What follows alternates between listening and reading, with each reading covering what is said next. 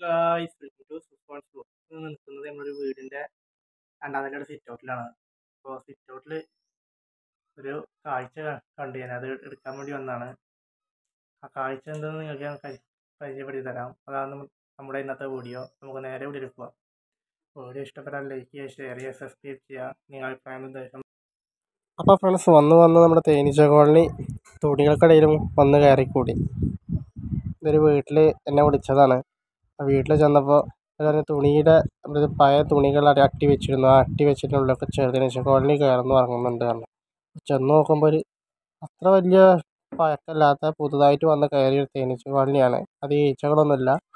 നമുക്ക് വല്ല ഒന്ന് തുറന്നു നോക്കണം. ഇത് എവിടെയാണ് കൂടുന്നൊന്നും അറിയില്ല. തുണികൾ വലിക്കുമ്പോഴൊക്കെ മെയ്യിൻ്റെ അംശങ്ങളുണ്ടെന്നല്ലാതെ എവിടെയാണോ തേന എവിടെയാണ് മക്കളെന്ന് കാണുന്നില്ല. നമ്മുടെ എൻട്രൻസിൽ ഒരുപാട് തുണികൾ മാറ്റിക്കൊണ്ടിരിക്കുകയാണ്. ഒരുപാട് തുണികളുണ്ട്.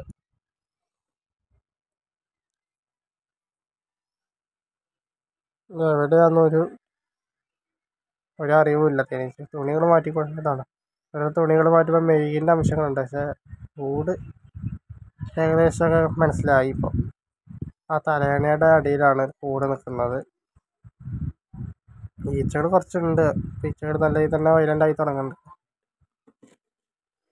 ഒരുപാട് വേസ്റ്റ് തുണികൾ, ഒരുപാട് കച്ചറകൾ ഉണ്ടാക്കും. നമ്മൾ നീക്കം ചെയ്താലേ നമുക്ക് കോളനി കൊണ്ടുപിടിക്കാൻ കഴിയുള്ളൂ.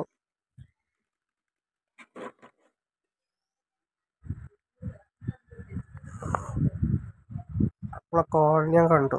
എല്ലാ തുണികളും മാറ്റിയപ്പോൾ കണ്ടില്ലേ, അധികമൊന്നും ആയില്ല വന്ന് കയറിയിട്ടുള്ളത്. എപ്പോൾ വന്ന് കയറിയിട്ടുള്ളൂ. പുതുതായിട്ട് മുട്ട വെച്ച് തുടങ്ങിയിട്ടേ ഉള്ളൂ തേനീച്ച കോളനി. അത് ഈച്ചകളൊന്നുമില്ല. ഇതിന് റാണിയെ കണ്ടുപിടിക്കലാണ് ടാസ്ക്. മറ്റേ മുട്ടകളാണെന്നുണ്ടെങ്കിൽ വ്യക്തമായിട്ട് കാണുന്നത്. റാണിയെ കണ്ടുപിടിക്കാൻ കുറച്ച് ടാസ്ക്കാണ്. ഒരുപാട് നമ്മുടെ ഫ്യൂസായ ട്യൂബാണ് നമ്മൾ ബൾബ്. ആ ബൾബിൻ്റെ ഉള്ളിൽ കൂടെയൊക്കെ പൂപ്പൊടിയും തേനൊക്കെ ഉണ്ട്. ഈ തലേനെ എല്ലാം ഒന്ന് മാറ്റണം. നമുക്ക് വ്യക്തമായിട്ട് കാണാൻ പറ്റും.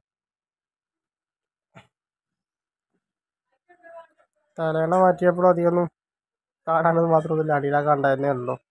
തലേണയുടെ ഉള്ളിലുണ്ടാവും കുറച്ച് തേനയുണ്ടാവും കരുതി. തേനൊന്നുമില്ല. വെറും മക്കളും പൂപ്പൊടിയും മാത്രമേ ഉള്ളൂ. ഇത്ര ചെറിയ കോളനിയിൽ തന്നെ നല്ല രീതിയിലുള്ള പൂമ്പൊടി വന്ന് കയറിയിട്ടുണ്ട്. ഇപ്പം സീസൺ ആയതുകൊണ്ട് തന്നെ നല്ല രീതിയിലുള്ള പൂമ്പൊടി ഉണ്ട്. കണ്ടില്ലേ, നമ്മളെ ട്യൂബിൽ കറക്റ്റായിട്ട് ഉള്ള മുട്ട കെട്ടിയിട്ടുണ്ട്. നമ്മുടെ മുട്ടയിൽ റാണി ഇല്ല. ഒരുപാട് ഞാൻ ശ്രദ്ധിച്ച് നോക്കി. അപ്പോൾ റാണി ഇതിലില്ല. അപ്പോൾ ഉറപ്പാണ് ആ പെട്ടി തന്നെ ഉണ്ട് റാണിയെന്ന്. നമുക്ക് റാണിയെ കിട്ടി. റാണി നമ്മുടെ ബോക്സിൽ തന്നെ ഉണ്ടായിരുന്നു. അപ്പോൾ അങ്ങനെ കാണുന്നുണ്ട്. നല്ല ആരോഗ്യമല്ല, നല്ല ആക്റ്റീവില്ല. പുതിയ റാണിയാണ്.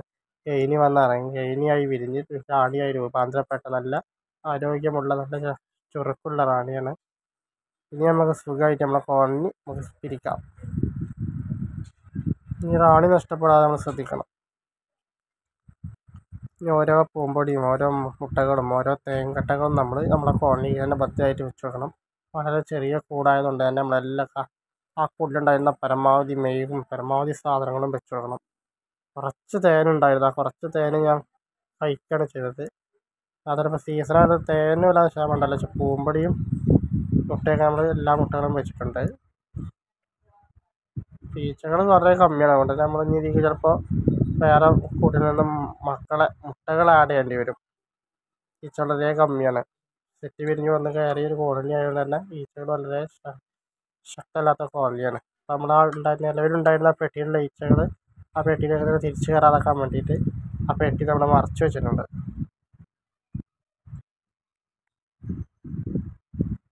അത്തരത്തിലുള്ള വീഡിയോ ഇഷ്ടമായ ലൈക്ക് ചെയ്യുക, ഷെയർ ചെയ്യുക, സബ്സ്ക്രൈബ് ചെയ്യുക.